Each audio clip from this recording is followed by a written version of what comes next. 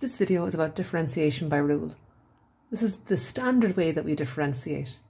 Remember that sometimes we can be asked to use first principles, but that will be mentioned in the question.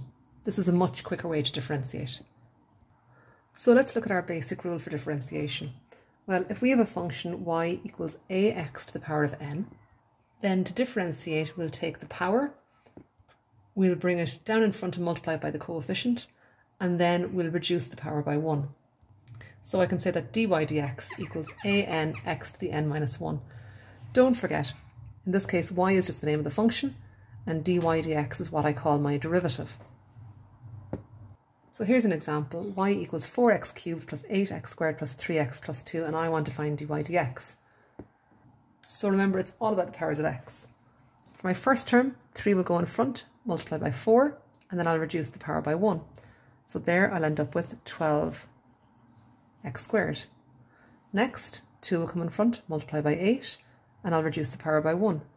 So I'm going to get 16x. You can write in the power of 1 if you like. Next, I want to differentiate 3x. In practice, if we ever differentiate a term that has just an x variable, we basically drop the variable and keep the coefficient. But let's just have a look at why that happens. If I've got an x, in effect, I've got x to the power of 1.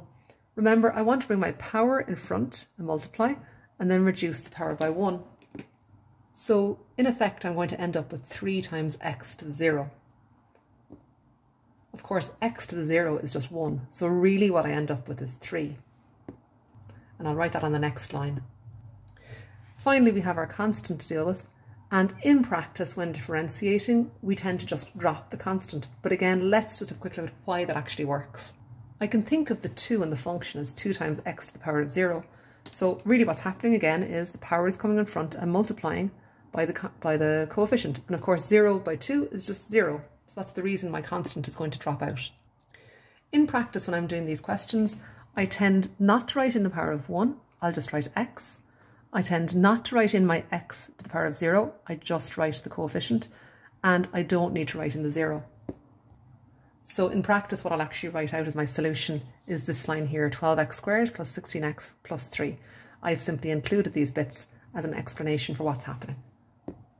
Okay, let's look at a second example. You're more than likely going to be able to differentiate this on the basis of the first example. So at this point in the video, just press pause, give it a shot, and then play and see if you get the same answer as I do. Okay, let's have a look. Dy dx, so I'm differentiating my function y. 4 by 8 is 32, and I drop down to a power of 3. 3 by the minus 3 gives me minus 9, and I drop down to a power of 2. 2 by 2 is going to give me 4, and I'll drop down to a power of 1, which I can just write as x. Here I've got minus 4x. In practice, I'm going to drop my x and just keep my coefficient.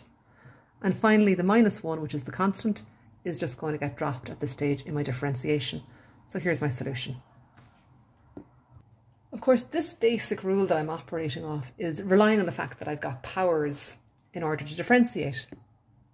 But sometimes I'll get a funny looking expression or term, and it won't be immediately clear how to differentiate it. If you get something like this, where your variable is in your denominator, then you're going to have to consider how you can write this as x to a power. And you'll need to do this first before you differentiate. Well, in this case, the x that I have on the bottom is an x to the power of 1. So when I want to differentiate, what I'm really differentiating is 1x to the power of minus 1. Notice that this 1 is just the 1 from the numerator. And we've got a power of minus 1 because the x was originally in the denominator, but we've brought it up out of the denominator, hence changing the sign of its exponent. We need to be fairly comfortable with the indices portion of the course when we're approaching questions like this. So now that I've written my term using exponents, I can begin to differentiate. And it's the same rule as before. I'm going to take my power of minus 1, I'm going to bring it in front, and I'm going to multiply. So of course minus 1 by 1 is minus 1. And then my x is going to have its power reduced by 1. Now it's already at minus 1. So if I want to go down one step further, I'm down then to minus 2. Just take care with that. At this stage, I've done my differentiation, but I have an opportunity to practice indices into the bargain. I can rewrite this solution in a slightly different way. So I'm going to keep the -1 in the numerator. And x has a power of -2 applied to it. Now, if its power is negative, I can bring it back down into the denominator and write it as x squared. So dy dx equals -1 over x squared. If the question just asks you to differentiate, you could leave your answer as this line here, -1x to the -2. But bear in mind that in questions where you have more to do, it may be advantageous to write it in this format before you proceed. In any case, who doesn't want a chance to practice indices? Here's another type of function that I might encounter that I'll also have to rewrite. So now again, I want to find dy dx, but as I said previously, I need to be dealing with exponents in order to be able to apply my differentiation rule. So I'm going to need to rewrite this function to start off with. Don't forget that a square root is the same as a power of a half. And remember that all roots are represented by fractional powers. So if you've got a cube root, it's a power of a third. If you've got a fourth root, it's a power of a quarter, and so on. So now that I've sorted out the exponent, I can differentiate. Same rule as before. I can bring the half down in front to multiply. You can think of there being a 1 as the coefficient if you like. That's going to give me a half. Then I've got x, and I'm taking 1 off my power. So that'll bring me down to minus a half. Again, if you've just been asked to differentiate, then you've done that at this stage. However, this is another chance for us to practice our indices. So how should I deal with this? Well, the half, I'm going to leave it as it is for the moment. And it's getting multiplied by the x to the minus a half. So I'm going to deal with this now by itself. So don't forget, if I've got a negative power, that means bring it down underneath the line. So I can write that as 1 over x to the power of a half. That still looks quite clunky. Well, okay, I've got two fractions multiplying together, so I can amalgamate them. And also I can bear in mind that, of course, x to the power of a half is just root x. So I can write my final answer as 1 over 2 root x.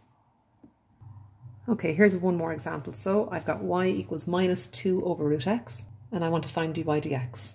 So again, I'm not really liking the way the function is being presented initially, so I'm going to try and rewrite it before I differentiate. Okay, so I'm going to keep the -2 out the front. And then on the bottom, this root x is x to the power of a half. We'll actually rewrite that first of all, x to the power of a half, just to make it clear what happens next. So the -2 can stay out in front.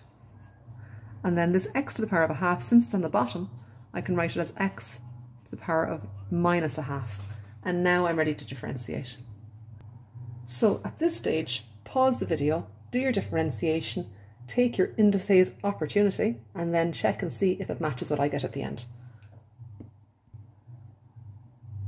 Okay, so we're going to take our minus a half, we're going to bring it down in front, we're going to multiply by our coefficient. So what's -2 times minus a half? Well, that's going to give me +1. And then I'm going to write down my variable. I'm going to take 1 off the power. So minus a half minus 1 is going to give me -3 over 2.